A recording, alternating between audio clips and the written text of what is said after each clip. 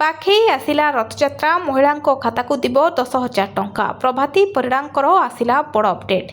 एही मानकर कटिला नाम। नमस्कार दर्शक बंधु, रथयात्रा को नहीं सुभद्रा योजना टंका प्रदान संपर्क में चर्चा बढ़ी। केतेक महिला नाम कटि जाइछि आउ केतेक महिला खाता को जीव 10,000 टंका। आसिला बड़ अपडेट कहले प्रभाती परिडा आसी जाइछि नुआ लिस्ट। तेणु उपमुख्यमंत्री प्रभाती परिडांक बड़ घोषणा किछि हिताधिकारी नाम तालिकारु कटुछि। रथयात्रा अवसर में केउ महिला खाता को जीव 10,000 टंका प्रथमे ताहा जानि नियंतु।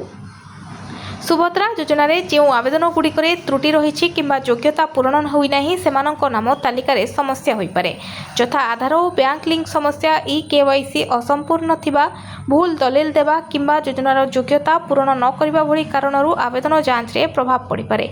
तेणु समस्त हिताधिकारी को परामर्श रही जे निजर आवेदन स्थिति, ई-केवाईसी, बैंक अकाउंट एवं आधार संजोग ठीक अछि कि नाही सरकारी पोर्टाल किंबा संपर्कित कार्यालय रे जांच करंतु। अनेक महिला नाम तालिकारु कटि जाउछि बोली विभिन्न दाबी करा जाइछि, किंतु आसंतु जानिबा केउ कारणरू किछि आवेदन जांच रे अटकी पारे। जेउ आवेदनकारी ई-केवाईसी संपूर्ण होई नाही सेमानक आवेदन अपेक्षा रे रहि पारे। सेहि परि आधार सह बैंक लिंक नथिले, डीबीटी सक्रिय नथिले, आवेदन रे भूल तथ्य थिले किंबा सरकार निर्धारित योग्यता पूरण न कले सेमानक आवेदन अनुमोदन होबारे विलंब होई पारे किंबा अयोग्य घोषित होई पारे। तेबे एहार अर्थ नुहे जे सरकार समस्तक नाम स्थायी भाव में काटि दैछन्ति। जदि त्रुटि थाए सरकार सुधारर सुजोग दियंती तेबे सेगुड़िक सठिक करिहेबो। अनेक आवेदन जांच प्रक्रिया रे रहिथिबा बेले जो आवेदन रे त्रुटि किंबा योग्यता संबंधी समस्या रही सेगुड़िक अनुमोदन होई पारे।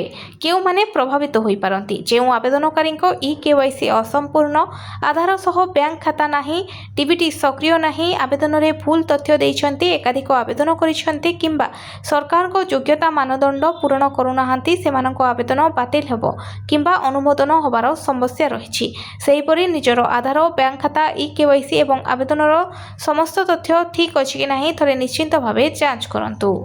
सुभद्रा योजनार परवर्ती किस्ती को नहीं राज्यर लक्ष लक्ष महिला अपेक्षा करिसेंती।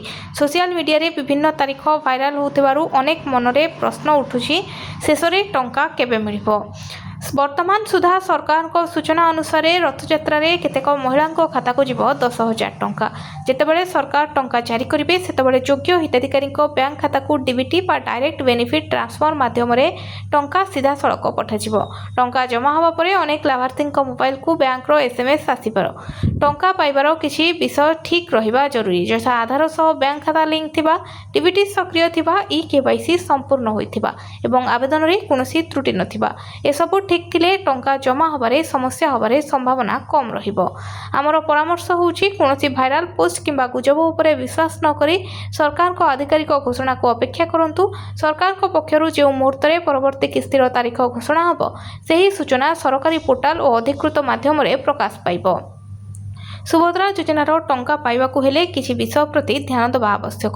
जदि आवेदन रे त्रुटि रही थाए किंबा योजनार शर्त पूरण न होई थाए तेबे टंका अटकी जाई पारे किंबा आवेदन अनुमोदन होई पारे। आसंतु जानिबा केउ केउ भूल कले समस्या होई पारे। प्रथमतः जदि आपण ई-केवाईसी संपूर्ण होई नाही तेबे आपण आवेदन जांच रे अटकी जाई पारंती। द्वितीय रे आधार सह बैंक खाता लिंक नथिले किंबा डायरेक्ट बेनिफिट ट्रांसफर सक्रिय नथिले टंका खाता को पहुंचीबारे समस्या होई पारे। तृतीय रे आवेदन रे भूल तथ्य जेपरिक नाम, जन्म तारीख, आधार नंबर किंबा बैंक अकाउंट विवरणी भूल थिले जांच प्रभावित होई पारे। चतुर्थ रे एक रु अधिक आवेदन करिबा किंबा भूल दलिल दाखल करिबा मध्य समस्या सृष्टि करि पारे। जदि कोनोसी आवेदनकारी सरकार निर्धारित योग्यता मानदंड पूरण करूनाहांती तेबे सेमानक आवेदन अयोग्य बोली विवेचित होई पारे। तेणु निजर ई-केवाईसी, आधार, बैंक लिंक, डीबीटी स्थिति एवं आवेदनर समस्त तथ्य ठीक अछि कि नाही निश्चिंत भावे जांच करंतु।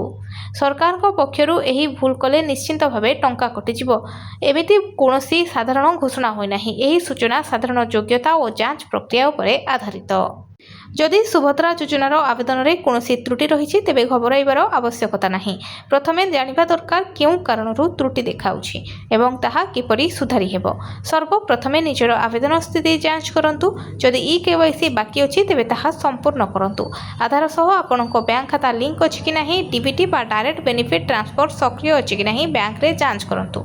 जदि नाम, जन्म तारीख, आधार नंबर किंबा बैंक खाता संबंधी कोनोसी भूल तथ्य रही तेबे संपर्कित सरकारी व्यवस्था ମାଧ୍ୟମରେ କିମ୍ବା ନିର୍ଦ୍ଦିଷ୍ଟ ସେବା କେନ୍ଦ୍ରରେ ଯାଇ ତାହା ସୁଧାର କରନ୍ତୁ। ଯଦି ଆପଣଙ୍କ ଆବେଦନ ଯାଞ୍ଚରେ ଅଟକିଛି କିମ୍ବା କୌଣସି ଆପତ୍ତି ଦେଖାଦେଉଛି, ତେବେ ନିଜ ବ୍ଲକ ଜନସେବା କେନ୍ଦ୍ର କିମ୍ବା ସମ୍ପର୍କିତ ବିଭାଗ ସହ ଯୋଗାଯୋଗ କରି ଆବଶ୍ୟକୀୟ ଦଲିଲ ଦାଖଲ କରନ୍ତୁ। ମନେ ରଖନ୍ତୁ, ତ୍ରୁଟି ସୁଧାର କରିବାର ସୁଯୋଗ ଓ ପ୍ରକ୍ରିୟା ସରକାରଙ୍କ ଆଧିକାରିକ ନିର୍ଦ୍ଦେଶ ଉପରେ ନିର୍ଭର କରେ। ତେଣୁ କୌଣସି ଭାଇରାଲ ପୋଷ୍ଟକୁ ବିଶ୍ୱାସ ନ କରି କେବଳ ସରକାରୀ ସୂଚନାକୁ ଅନୁସରଣ କରନ୍ତୁ।